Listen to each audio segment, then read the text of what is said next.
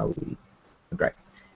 We're here with Carrie Preston, and I just want to start off with a big congratulations on that Emmy win last year, Carrie. Everyone at Gold Derby was really pleased for you. Do you want to just walk us through what was winning that Emmy like when they called out your name?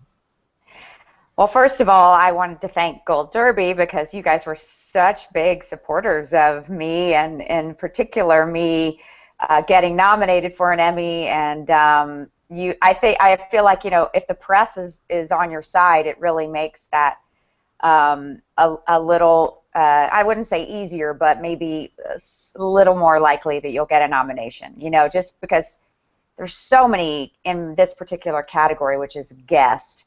There are so many guest actors. When you think about how many seasons there are in every given TV show, and on each episode of those seasons, there's, you know, at least 5 or 10 guest stars.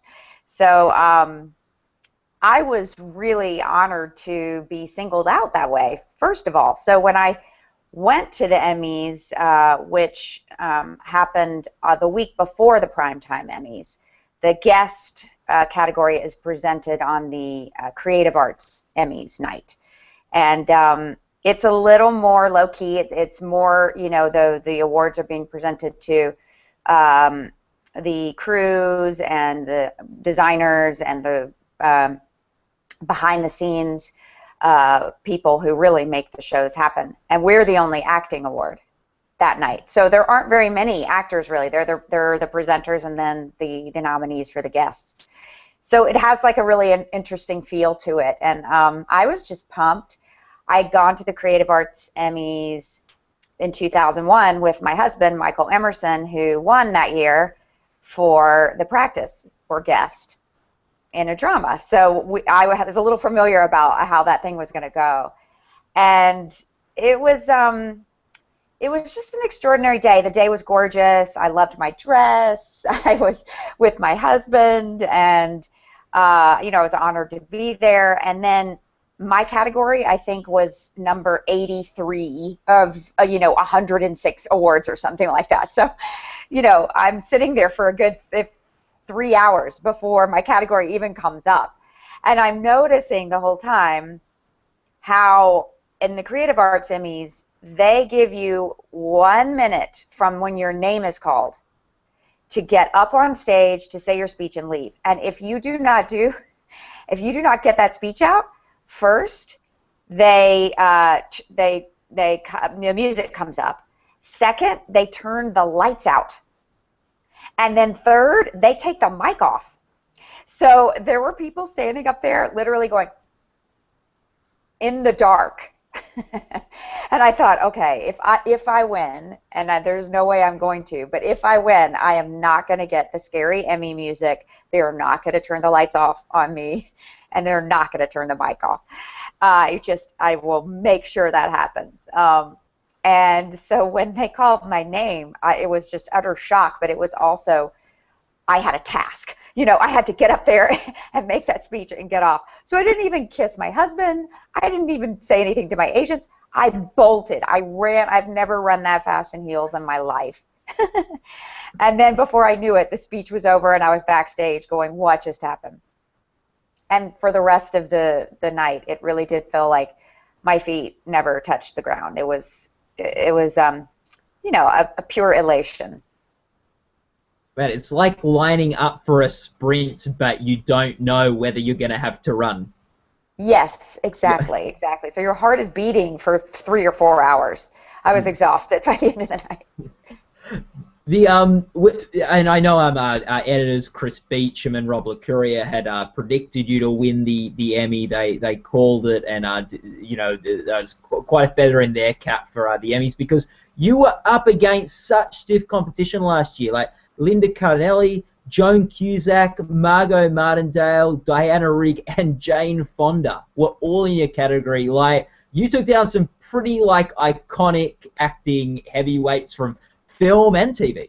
Yes, yes, I know. It's quite humbling. It's quite humbling. And I was very aware of the company that I was in, and that, you know, I'm following in their footsteps. You know, they've all been around in the television world and the film world, you know, longer than I have. I mean, even though I'm Linda's contemporary, she's been working in TV way longer than me, and so I felt very honored, and I did feel very humbled. And after at the party after, I did, you know, get to spend some time with Margot Martindale and with Linda, and they were so gracious and supportive and sweet. I didn't Jane wasn't there, and neither was Diana Rigg, and I didn't see Joan Cusack. Those parties are so huge, you know. So, but I did to spend time with those women, and they were, you know, they couldn't have been more kind. And you know, we all know it's like winning the lottery, just getting nominated. Everybody knows that, and it certainly doesn't hurt anybody's career, just the nomination. And to beat those actors is probably a testament to your character on the show, and a testament to like also The Good Wife, which just writes incredible roles for women. There's been a different woman has won every year an Emmy for acting on The Good Wife, from Archie Punjabi to Juliana Margulies to Martha Plimpton and yourself. Like, what great writing for women. It's true, and it also highlights the lack of writing for women on many of the other shows. The writing for women on this show is so extraordinary that you realize, why aren't writers on all the shows doing this to this degree? You know, so I think I think they've, you know, really trailblazed a little bit, and I think they've also maybe soothed the minds of the executives in charge of greenlighting shows like this, that there are audiences out there, there are writers that can tend to these characters and make them rich and complicated and on par with the male characters that are out there. So anyway, I feel like you know, everyone keeps saying television is in the golden age, and I actually, being a part of it, being on right now 3 different television shows, I definitely feel that is true. And like talking about your role on The Good Wife, which won you this Emmy, in season 5, you're in 2 episodes. You came up, you had plenty to do. You were doing a sexual harassment case. You were doing a voter fraud investigation, helping Will out on that, and dealing with an anti-Semitic bear.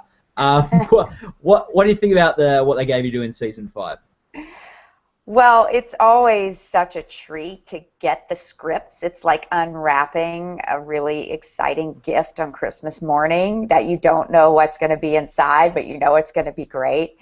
So I relish the moment that I get the scripts. And when I got the first one, and you know, the first thing I'm doing is walking on a treadmill desk with one of those fit bracelets on.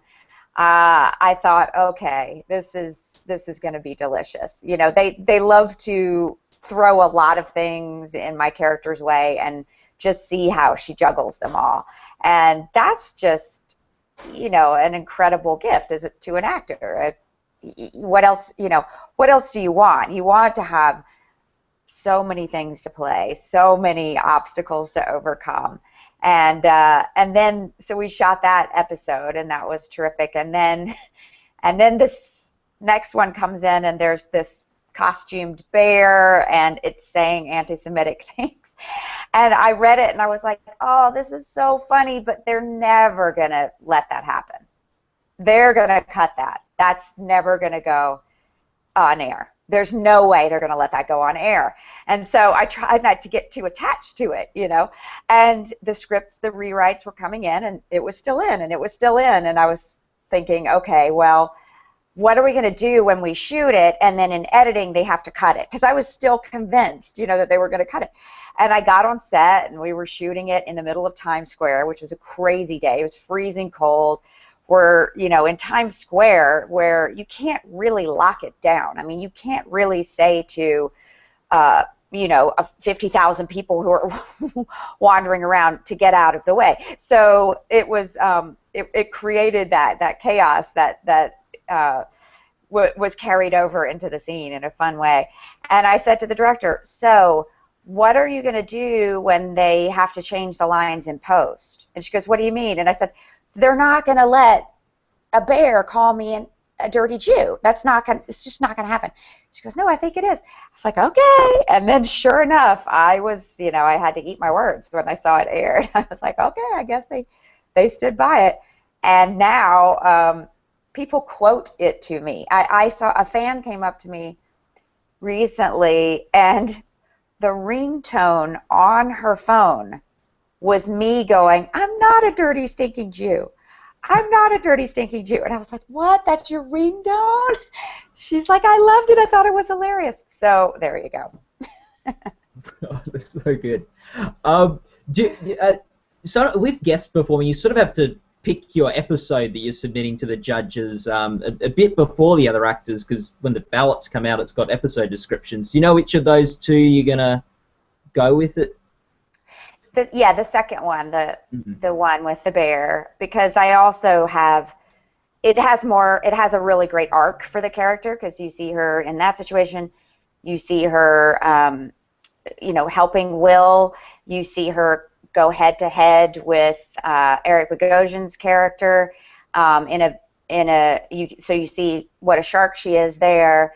And then, she's singing off key with Nathan Lane's character. I mean, it just shows like a real range of what, the character was given to do and what the actor was given to do. And that's sort of what you want when you're submitting for these kinds of awards.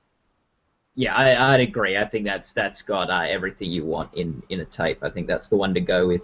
And I get, like, with Elsbeth, what she's got such a bubbly, fun, quirky personality, but at the same time she's such a spot-on lawyer who's just so vicious in one sense of just pursuing it. What, like, is the bubbliness like a tactic, or is it sincere? Like, what's her drive, I guess, with all that?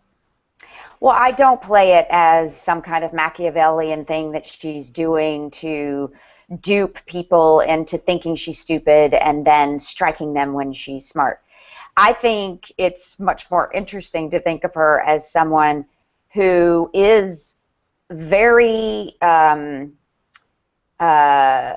prismatic in the way that she thinks and also in her behavior. And in a way, I think she might be a little ADD or something, but she's able to focus on all of those things at once and give them all equal attention. So it can cause her to vibrate, I think, at a higher level than other people, because she's having to juggle all of those things. And that's also what makes it delightful to play and hopefully delightful to watch. And I think it's important that she's very good at her job, that she's able to be 100% herself, but at the same time still get the job done. And that's why she's done so well in her life, and that's why people call her in when there's no other solutions to the problem, because she comes at things differently than the rest of the world. The way people are talking about this 5th season of The Good Wife is that it's really just come into its own, maybe having its best season ever. Just everyone's been talking about it this year. It's gone back into the Globes. It's rare that a show in its 5th season has such a creative peak. It's sometimes even rarer that a show that does have a bit of a peak this late in the run is even noticed when it happens. Right. What's been your response to this game-changing season in a lot of ways? And I guess you were also in Will Gardner's second last episode of the show. Yes. Did you know that was coming 1 week later? Well, the day that we were shooting that scene in Times Square with the bear, he and I were chatting, and he pulled me aside and he said, I'm going to share something with you because you're part of the family, but you can't tell anybody else. This is my, next episode is going to be my last one. And I was like, what do you mean? And he said, I'm moving on. I've got other things that I want to do. And they've known about it for a long time. And I said, well, how are they going to do it? And he didn't say anything. And I said, oh my gosh, they're going to kill your character. And he just shook his head. And he said, yeah. He just was like, And that was it. And so even for me, though, watching it, it was even shocking. I knew it was coming, and it was shocking because I didn't know how they were going to do it. And it was, I thought, really brilliantly handled. And even more brilliantly was the episode after the next week when Alicia is dealing with it in that last phone call. And, you know, because I feel like the whole audience felt like that a part of their family had died. I mean, the audience really did feel like they experienced a loss of a person. And that's a real testament to the writers and to the show, that people really think or still feel like that Will Gardner was a real person who is no longer on the planet. And in a way, he's not, because no one's creating him anymore as a writer. And I think that what they do so brilliantly is they write all of their characters, even the guests, with such detail and specificity. And I think that's what keeps the viewers coming, and that's what keeps new viewers joining. Because I have a lot of people coming up to me going, I hadn't ever watched it, but I kept hearing season 5 was so great, so I went back to season 1 and I watched everything so I could get all caught up. Well, that's a pretty big compliment, you know, that, like you said, people are talking about a show 5 years in instead of dropping off. I think it's just really special in that way. And they're doing, you have to remember, they're doing 22 episodes a year. Cable's doing 10, 8, 7, 6 sometimes. It's a totally different thing for them to have to write that brilliantly 22 times a year. Well, you do have one foot in the network door with the Good Wife. You've got another foot in the cable door with True Blood, which is about to start its final season in just a couple of weeks, pretty much. Yeah. What's it like having to say goodbye to True Blood, a show that you've been a part of for so long and been a regular member of that show, and sort of what sort of was the experience of doing the final season of that? It's really amazing right now because our final script just got emailed to us yesterday. So a good number of us were working last night, and we were talking about that feeling of knowing that it's coming to an end, and it really was hitting us all last night in particular because we had just gotten that script, and we know now how the whole thing is ending, and it's a really profound thing, and I wasn't really prepared for it. I mean, you get used to it, it's a job, and you think, okay, it's a job, I'll get another job. But it's different than that when it's 7 years, and we've all been through this journey, and we've seen the ups and downs, and we've, you know, weathered, you know, all of the challenging circumstances that come with shooting something this large. And, you know, we've remained intact, and, you know, to look across the room and know that, oh, this is the last scene that I'm having with this person, or this is the last time I'm going to be on this set. It really does feel like a chapter is closing of the most extraordinary book that you've ever read. And in our chat room, Ash Khan asks, after True Blood ends this year, will Elsbeth have a larger presence on the show of The Good Wife? Is this opening a door for you to have a bigger role in The Good Wife now that True Blood's sort of going to be behind you? Well, I wish it was up to me because I would want to be there full time. But they have a big storylines to serve with many, many characters. I am hoping that my character will be a part of one of those storylines next season. But I believe they're still on hiatus, so I don't think they've started revving up yet for the next season. But they do know I'm fully available, and I'm hoping that they will let me be a part of the family again this year. So fingers crossed. Yeah. Well, with your Emmy that you won, what have you done with the Emmy that you won? Is it the same thing that Michael's done with his two, or? They are both in New York City. That's our home base, and they're sitting side by side on a shelf together. So we have the his and hers guest Emmys. He has another Emmy that's out here in LA. He's got two, but we thought it would seem apt that the guest Emmys should be next to each other. So yeah, there are about 13 years in between your two supporting wins, 12 guest wins, 12 years. Hopefully your next one won't be you won't have to wait as long for your second one. Hopefully. Yeah. I'm happy with the one. I'm happy with the one. So.